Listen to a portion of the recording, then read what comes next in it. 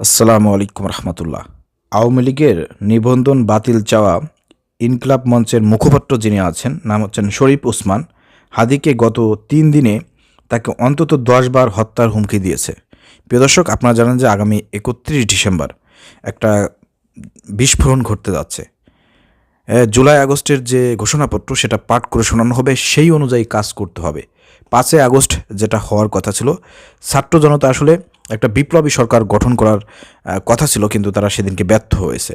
ইতিমধ্যে হাসানাত সার্জিস এবং অন্যান্য হান্নান মাসুদ সহ যত সমন্বয়ক ছিল, এমনকি উপদেষ্টা মণ্ডলীতে হাসিব নাহিদ যারা আছে, তারাও কিন্তু ইতিমধ্যে তাদের ফেসবুকে এই ঘোষণা দিয়েছে যে 31 ডিসেম্বর শহীদ মিনারে বিকাল 3টায় একটা বিস্ফোরণ ঘটানো হবে। সেখানে মূলত জুলাই আগস্টের যে স্পিরিট, যে চিন্তা চেতনা, যে আপনার ঘোষণাপত্র আছে সেটা পাঠ করে শোনানো হবে এবং সেই অনুযায়ী দেশ আগামীতে পরিচালিত হবে এবং মুজিববাদের কবর রচনা করা হবে। প্রিয় দর্শক, আওয়ামী লীগকে কোনোভাবে বাংলাদেশের মাটিতে আর রাজনীতি করতে দেওয়া হবে না। এই ধরনের কথাবার্তা বলার পরে ইনকিলাব মঞ্চের যিনি মুখপাত্র আছেন, প্রিয় দর্শক, তাকে হত্যার হুমকি দিয়েছে। আমি একটু বিস্তারিত আপনাদের সামনে একটু পড়ে শোনাতে চাই। আপনারা স্ক্রিনে দেখতে পাচ্ছেন, আওয়ামী লীগের নিবন্ধন বাতিল চাওয়া ইনকিলাব মঞ্চের মুখপাত্র শরীফ ওসমান হাদিকে গত 3 দিনে তাকে অন্তত 10 বার হত্যার হুমকি দেওয়া হয়েছে। এ নিয়ে তিনি থানায় সাধারণ ডায়েরি করেছেন বলে জানিয়েছেন। তিনি বলেন, 26 ডিসেম্বর থেকে আজ শনিবার পর্যন্ত অন্তত 10টা নম্বর থেকে আমাকে হত্যার হুমকি দেওয়া হয়েছে। গত পরশু ভোরে একটা নম্বর থেকে ফোন করে আমাকে প্রথম হত্যার হুমকি দেওয়া হয়। ফোন কেটে দেওয়ার পর সাথে সাথে আরও 4টা নম্বর থেকে ফোন করা হয়। এরপর সকাল 10টার দিকে আবারও 1 নম্বর থেকে ফোন করে হত্যার হুমকি দেওয়া হয়। এই সময় আমাকে অকথ্য ভাষায় গালিগালাজও হত্যার হুমকি দেওয়া হয়। তিনি আরও বলেন, আমাকে বলা হয়েছে আমার সার্বক্ষণিক গতিবিধি লক্ষ্য করা হচ্ছে এবং আমাকে কেউ বাঁচাতে পারবে না। আজ সন্ধ্যায় শাহবাগ থানায় এই বিষয়ে আমি একটি সাধারণ ডায়েরি করেছি। আমি প্রথম থেকে বলতেছি যে বাংলাদেশের যত সমন্বয়ক আছে, যত 200 জন, এই 200 জন সমন্বয়ককে হাসিব নাহিদকে যেভাবে প্রোটোকল দেওয়া হচ্ছে, সর্বোচ্চ জায়গায় উপদেষ্টা হিসেবে তাদেরকে যেভাবে প্রোটোকল দেওয়া হচ্ছে, এই ঠিক 200 সমন্বয়ককে প্রোটোকল দিতে হবে। পুলিশ প্রোটেকশন সবসময় তাদেরকে রাখতে হবে। তারা পুলিশ প্রোটোকলে সারা বাংলাদেশের সব জায়গা সফর করে বেড়াবে এবং তাদেরকে গুরুত্বপূর্ণ মন্ত্রণের দায়িত্ব দেওয়া দরকার এবং বড় বড় একটা দায়িত্ব দিতে হবে, যাতে বাংলাদেশের যত পুলিশ প্রশাসন, সেনাবাহিনী, র্যাব, গোয়েন্দা সংস্থা সবাই যাতে তাদের কাছে অনুগত থাকে। তাদের অর্ডার, তাদের আইন, তাদের কথাবার্তা মেনে চলতে, ফলো করতে যাতে বাধ্য থাকি, এরকমের দায়িত্ব এদেরকে দেওয়া উচিত ছিল। কিন্তু আমাদের দুর্ভাগ্য যে ছাত্র জনতার মধ্যে হাসিব আর নাহিদকে জাস্ট উপদেষ্টা মণ্ডলীতে বসায় তাদেরকে শুধুমাত্র প্রোটেকশন দেওয়া হচ্ছে, আর কোনো সমন্বয়কের কোনো দাম নাই, তাদের কথার কোনো গ্রাহ্য কেউ করতেছে না। ঠিক আছে, প্রশাসন বিভাগ থেকে শুরু করে সরকার বিভাগ কেউ কোনো গুরুত্ব দিচ্ছে না। এই যে ইউনুসকে যে বসানো হলো ক্ষমতায়, এবং ইউনুসকে যারা বসিয়েছে তারা ছাত্ররা, তো এই ছাত্ররা আপনারা ইউনুসরে যে ক্ষমতায় বসালেন, তো আপনারা কি ইউনুসের কাছে পরে দাবি জানিয়ে আপনারা কি এই পদগুলো কি আপনারা করতে পারেন নাই, আয়ত্ত করতে পারেন নাই? কী করছেন আপনারা? আরে মিয়া, সরকারে যদি না যাইতে পারেন, ক্ষমতা যদি আপনাদের হাতে না থাকে, আপনারা জাস্ট খালি সারা জীবন কি মাঠে ময়দানে ওই কামলাই দেবেন, আন্দোলন করবেন, খালি মিছিল করবেন, কিছু একটা হলে পরে আন্দোলনের ডাক দেবেন? এগুলো করে তো আসলে সমস্যার সমাধান হবে না। এভাবেই যদি আমাদের ভাইয়েরা জীবন দিতে থাকে, এভাবে যদি খালি শুধু আন্দোলন করতেই থাকে, তাহলে তো সমস্যার সমাধান হবে না। এই যে একটু একটা ফ্যাসিবাদকে উৎখাত করা হলো, যারা উৎখাত করেছে এইসব সমন্বয়কদেরকেও আজকে সরকারের গুরুত্বপূর্ণ একটা মন্ত্রণালয়ে তাদের থাকার কথা। তাদেরতে পুলিশ থাকবে, র্যাব থাকবে, সেনাবাহিনী থাকবে, এরপরে আপনার গোয়েন্দা সংস্থা থাকবে। তারা যখন যেটা ভালো মনে করবে তখন সেটা তারা অর্ডার করে করাবে। আজকে কামলারা যারা আছে সরকারিতে, তারা সরকারের কথা শোনে না। কারণ কি? কারণ এই সরকারের যেসব উপদেষ্টা মণ্ডলীতে যারা আছে, এদের পিছনে কোনো জনগণ নাই, এদেরকে কোনো মানুষ চেনেও না, এদের মানুষকে ভালোবাসে না। তো এইসব 2 নম্বর লোক, এইসব 2 নম্বর ভুয়া উপদেষ্টা মণ্ডলীতে উপদেষ্টা বসিয়ে তাদের আর কি দেশ শাসন করা সম্ভব? সমন্বয়কদেরকে যদি আজকে বসাইতেন, তারা তাদের পাওয়ার খাটাইতে পারতো, কারণ তাদের পিছনে ছাত্র জনতা ছিল। দেশের 18 কোটি মানুষ তাদের পিছনে ছিল, তাদের কথা শুনতে বাধ্য হতো পুলিশ প্রশাসন, গোয়েন্দা বিভাগ এবং আরও কর্মচারী যারা ছিল, তারা শুনতে বাধ্য হতো। এখন তারা শুনতেছে না। তারা নাকি উপরে অর্ডার ফলো করে না, সরকার অর্ডার ফলো করতেছে না, কামলারা। সেখানে নাকি আওয়ামী লীগ ফ্যাসিবাদের দোষরা বসে আছে। কারণ কি? এই বিপ্লবী সরকার আসলে মূলত বিপ্লবী সরকার না। আমি মনে করি এই যে 31 তারিখে আপনারা যে ঘোষণাপত্র এখানে করতে যাচ্ছেন, আমি বলতে চাই বাংলাদেশের যত সমন্বয়ক আছে সবাইকে গুরুত্বপূর্ণ সরকারি পদে আপনাকে নিযুক্ত করতে হবে, আপনাকে নিযুক্ত হতে হবে।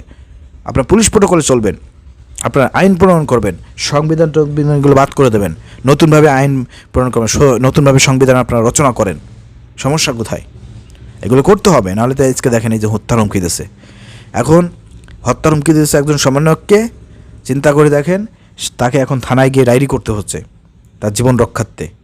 এখানে পুলিশ তেমন কোনো ভূমিকা পালন করতেছে না, পুলিশ সমন্বয়কে গুনতেছেও না। হ্যাঁ, এর জন্য কিন্তু আপনারাই দায়ী মিয়া। ইউনূসকে ক্ষমতায় বসালেন, কিন্তু ইউনূস আপনাদের জন্য কি করেছে? যেসব আহত ভাইরা আছে 20-25 হাজার, তাদের জন্য কি করেছে ইউনূস? সরকার কি করেছে? উপদেষ্টা মণ্ডলী তারা কি করেছে? এরপরে আপনার সমন্বয়ক যারা আছে, আপনাদেরকে তো বিভিন্ন সময় গাড়ি চাপা দিয়ে এখানে ওখানে হত্যার হুমকি দেওয়া হচ্ছে, হত্যার চেষ্টা চালানো হচ্ছে।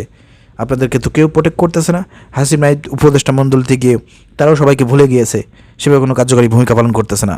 তার মানে কি বুঝতেছেন? তার মানে এই বিপ্লব ব্যর্থ হতে যাচ্ছে এবং নতুন করে আর এক ফ্যাসিবাদ ক্ষমতা আসার পায়তারা করতেছে। নির্বাচন নিয়ে তারা মানে একটা সৃষ্টি করে দিয়েছে। আগামীতে দেখবেন আপনাদের বিরুদ্ধে আন্দোলন হবে। অর্থাৎ আপনারা কাঙ্ক্ষিত কোনো সংস্কার করতেছেন না এবং উপদেষ্টা মণ্ডলীতে দালাল বসিয়ে রেখেছেন। পুলিশ প্রশাসনের মধ্যে হাজার হাজার খুনি এখনও চাকরিতে অব্যাহত আছে, যারা জুলাই আগস্টে ছাত্রদের উপরে নির্বিচারে গুলি চালিয়েছে। সেসব ভিডিও ফুটেজ এখন কিন্তু সোশ্যাল মিডিয়ায় ঘুরপাক খাচ্ছে। সেই সব পুলিশদেরকে আপনারা ভিডিও ফুটেজ দেখে দেখে চিহ্নিত করে এখনও সারাই করতে পারেন নাই। হ্যাঁ, সেই পুলিশরা আজকে কিন্তু দেখেন, তারা কিন্তু বহাল তবিয়াতে তারা কিন্তু অফিস করতেছে, চাকরি করতেছে, টাকা পয়সা নিচ্ছে, ঘুষ নিচ্ছে, দুর্নীতি করতেছে এবং টাকার বিনিময়ে আসামিদেরকে খালাস করে দিচ্ছে। এরকম ঘটনাও কিন্তু ঘটতেছে। কিছুই আপনারা করতে পারছেন না, কারণ বিপ্লবী সরকার এটা গঠন নয়। বিপ্লবী সরকার গঠন করতে গেলে অবশ্যই গ্রহণযোগ্য ব্যক্তিদেরকে, যাদের পিছনে হাজার হাজার লক্ষ জনতা থাকবে, যাদের ডাকে সাড়া দিয়ে লক্ষ লক্ষ জনতা রাস্তায় ময়দানে নেমে আসবে, এই ধরনের লোকদেরকে উপদেষ্টা মণ্ডলীতে বসাইতে হবে। কাদেরকে বসাইছেন?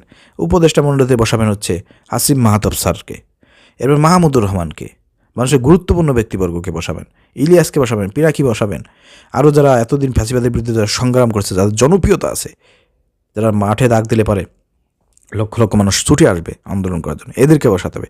এদের কথা একটা দাম আছে। তো যাই হোক, আজকে সমন্বয়কদের হত্যার হুমকি আসতেছে, তাদেরকে প্রশাসন করতেছে না, করবে কীভাবে? যারা হত্যার হুমকি দিচ্ছে তাদেরই দলের ভাই বিরাদাররা আজকে পুলিশের বিভিন্ন ডিপার্টমেন্টে বসে আছে। তো আপনারা সেভ করবে কে? সেভ করার কেউ নাই। অতএব আপনারা আপনাদের নিজেদের কপাল নিজেরা পুড়িয়েছেন। এখন তো হত্যার হুমকি পাচ্ছেন।